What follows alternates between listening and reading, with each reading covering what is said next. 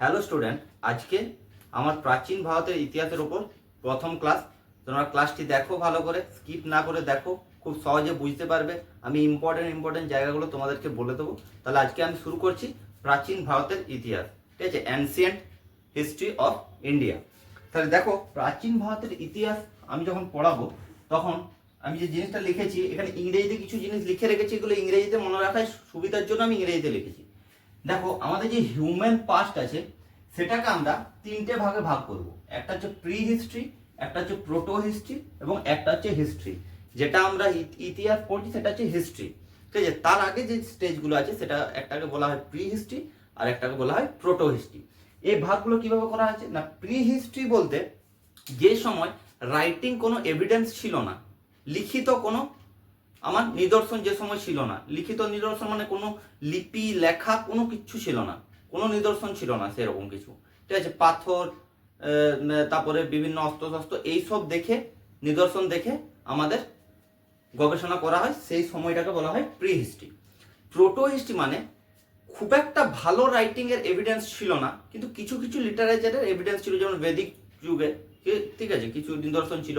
যেমন তোমার সিন্ধু সভ্যতার সময়, ঠিক আছে, কিছু লিপি পাওয়া গেছে, সেখান থেকে কিছু কিছু আমার লিটারেচার এভিডেন্স পাওয়া যায়, সেটাকে বলা হয় প্রোটো হিস্ট্রি। আর হিস্ট্রি মানে আমার যেখান থেকে আমি পুরোপুরি লিটারেচার এভিডেন্স পাই, সেটাকে বলা হয় হিস্ট্রি। বুঝতে পারা গেছে? এই দেখো, এই প্রি হিস্ট্রি এই জায়গাটায় আমি আজ তোমাদেরকে পড়াবো। এই প্রি হিস্ট্রিকে আমি মূলত দুটো ভাগে ভাগ করতে পারি। একটাকে বলা হয় স্টোন এজ, আর একটা হচ্ছে কপার এজ। একটা হচ্ছে প্রস্তর যুগ, আর একটা হচ্ছে তাম্র যুগ বা ব্রোঞ্জ যুগও বলে। তাহলে এই স্টোন এজকে মূলত তিনটে ভাগে ভাগ করে, একটা হচ্ছে পেলিওলিথিক পিরিয়ড, একটা মেসোলিথিক পিরিয়ড, একটা হচ্ছে নিওলিথিক পিরিয়ড, ঠিক আছে? পেলিওলিথিক পিরিয়ড মানে হচ্ছে পুরাতন প্রস্তর যুগ, মেসোলিথিক মানে হচ্ছে মধ্য প্রস্তর যুগ, আর নিওলিথিক মানে হচ্ছে নব্য প্রস্তর যুগ, ঠিক আছে? এই যে এই তিনটে পিরিয়ড, ঠিক আছে? আর এটা হচ্ছে কপার এজ। এই পেলিওলিথিক পিরিয়ড হচ্ছে আমাদের আননোন থেকে একদম 8000 বিসি, বিসি মানে যীশু খ্রিস্ট জন্মানোর আগে, ঠিক আছে, বিফোর, ঠিক আছে, 8000 বিসি।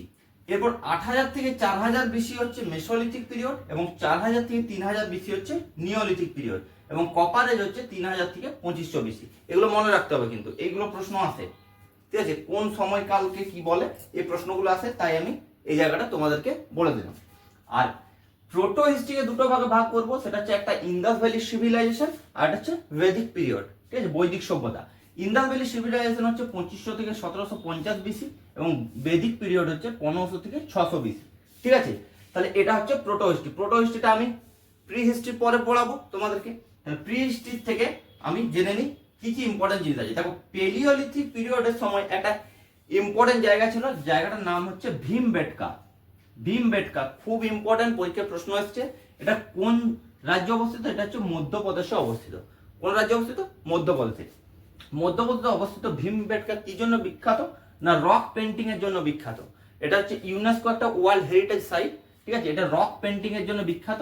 এটা হচ্ছে একটা পেলিওলিথিক স্পট, ঠিক আছে, ভীমবেটকা। ক্লিয়ার? আচ্ছা, এরপর মেসোলিথিক স্পট একটা খুব ইম্পর্টেন্ট আছে, তার নাম হচ্ছে আদমগড়। এটাও মধ্যপ্রদেশে অবস্থিত। এখানে প্রথম গৃহপালিত পশুর নিদর্শন পাওয়া যায়। প্রথম গৃহপালিত পশুর নিদর্শন কোথায় পাওয়া যায় না, আদমগড়। যেটা কোন রাজ্যে অবস্থিত না, মধ্যপ্রদেশ। এরপর দেখো নিওলিথিক পিরিয়ড। এই নিওলিথিক পিরিয়ডের ইম্পর্টেন্স হচ্ছে এই সময় থেকেই কৃষিকাজ এবং পশুপালন করতে মানুষ শেখে। কৃষিকাজ এবং পশুপালন করতে মানুষ শিখে নিওলিথিক পিরিয়ড থেকে। এবং এখানে দুটো ইম্পর্টেন্ট জায়গা আছে, একটা নাম হচ্ছে বুরজাহোম, যেটা জম্মু কাশ্মীরে অবস্থিত, আর একটা হচ্ছে মেহেরগড়, যেটা বর্তমানে পাকিস্তানে অবস্থিত। যে বুরজাহোমে গৃহপালিত কুকুর তার প্রভুর সঙ্গে কবর দেওয়ার নিদর্শন পাওয়া যায়। কোথায়? বুরজাহোম। ক্লিয়ার? আর মেহেরগড়ে স্যাটেল লাইফের প্রথম নিদর্শন পাওয়া যায়। স্যাটেল লাইফের প্রথম নিদর্শন মেহেরগড়ে পাওয়া যায়। এখান পর্যন্ত ক্লিয়ার হচ্ছে? বুঝতে পেরেছো? এরপরে এখান থেকে দু একটা আরো প্রশ্ন আছে, যেগুলো আমি তোমাদেরকে স্টার মার্ক দিয়ে এখানে লিখে দিয়েছি। দেখো, ভারতবর্ষের প্রথম মানুষের নিদর্শন কোথায় পাওয়া যায়, এটা কিন্তু পরীক্ষাতে এসেছে। ওয়েস্ট বেঙ্গলের বিভিন্ন পরীক্ষাতে এসেছে, সেন্ট্রালের বিভিন্ন পরীক্ষাতে এসেছে, যে ভারতবর্ষের প্রথম মানুষের নিদর্শন পাওয়া যায় নর্মদা ভ্যালির পশ্চিমে। নর্মদা ভ্যালির পশ্চিম অংশে, যেটা কোন রাজ্যে অবস্থিত? যেটা মধ্যপ্রদেশে অবস্থিত। ক্লিয়ার? আচ্ছা, আরেকটা ইম্পর্টেন্ট কোশ্চেন, এটা নিয়ে খুব ডাউট আছে, ঠিক আছে? দেখো কোশ্চেন দেখি না, ভারতবর্ষের প্রথম কৃষিকাজের নিদর্শন, ভারতবর্ষের প্রথম কৃষিকাজের নিদর্শন তোমরা সবাই জানো যে মেহেরগড়, যেটা এখন বর্তমানে পাকিস্তান অবস্থিত।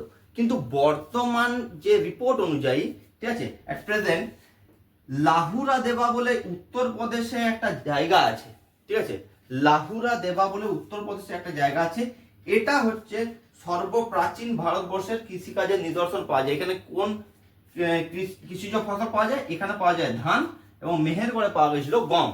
ক্লিয়ার? তাহলে লাহুরা দেবা যদি অপশনে থাকে তাহলে এটা উত্তর হবে, সঠিক উত্তর।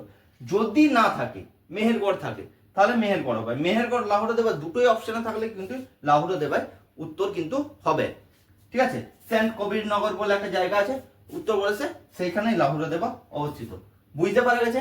তাহলে প্রস্তর যুগ থেকে এইটুকু জায়গা ইম্পর্টেন্ট, এই জায়গাগুলো পড়লেই তোমার এই চ্যাপ্টারটা ক্লিয়ার হয়ে যাবে। এখান থেকে দু একটা প্রশ্ন আছে, যে প্রশ্নগুলো আছে আমি সেগুলো বোর্ডে লিখে দিয়েছি, তোমরা আশা করি কপি করেছো, ঠিক আছে। এইগুলো পড়লেই হবে। এর পরের ক্লাসে আমি শুরু করব এই যে প্রোটো হিস্ট্রি, যে ইন্দাস ভ্যালি সিভিলাইজেশন, মোস্ট একটা ইম্পর্টেন্ট চ্যাপ্টার, সেটা পরের ক্লাসে আমি শুরু করব। তাহলে এরপর এই চ্যাপ্টার থেকে আরো কিছু স্টেট কার্ড প্রশ্ন এসে থাকে, যেগুলো যদি না জানো তোমরা, তাহলে পরীক্ষার হলে কিছু প্রশ্ন তোমাদের মিস হয়ে যাবে। সেই স্টেট কার্ড প্রশ্নগুলো আমি বলে দিচ্ছি, তার উত্তর কি, সেখানে ডিটেলস এক্সপ্লানেশন কি হবে সেগুলো দেখে নাও। দেখো এখান থেকে প্রশ্ন আছে যে মাইক্রোলিথ, মাইক্রোলিথ হচ্ছে একটা পাথরের অস্ত্র, সেটা কোন যুগে পাওয়া যায়, এটা প্রশ্ন আছে। কোন যুগে পাওয়া যায়? সেটা হচ্ছে মধ্যপ্রস্তর যুগ, মানে মেসোলিথিক এজ, যেটা মেসোলিথিক এজ বলেছিল, মধ্যপ্রস্তর যুগে এই মাইক্রোলিথ বলে যে পাথরের অস্ত্র সেটা পাওয়া যায় নিদর্শনটা। নেক্সট কোশ্চেন হচ্ছে মানুষের ব্যবহৃত প্রথম শস্য, ভেরি ভেরি ভেরি ইম্পর্টেন্ট, সেটা হচ্ছে বার্লি, ঠিক আছে, বার্লি, বার্লি মানুষের ব্যবহৃত প্রথম শস্য হচ্ছে বার্লি, ঠিক আছে। এরপর ইম্পর্টেন্ট জায়গাটা দেখো, এটা আর্কিওলজিক্যাল সার্ভে অফ ইন্ডিয়া তৈরি হয় 1871 খ্রিস্টাব্দে, এবং আলেকজান্ডার কুইনহাম হচ্ছে প্রথম ডিজি বা ডিরেক্টর জেনারেল ছিল। আলেকজান্ডার কুইনহাম, ভেরি ভেরি ইম্পর্টেন্ট, এটা পরীক্ষায় প্রশ্ন এসছে যে প্রথম ডিজি বা ডিরেক্টর জেনারেল কে ছিলেন, না আলেকজান্ডার কুইনহাম। কত খ্রিস্টাব্দে আর্কিওলজিক্যাল সার্ভে অফ ইন্ডিয়া তৈরি হয়? সেটা হচ্ছে 1871 খ্রিস্টাব্দে।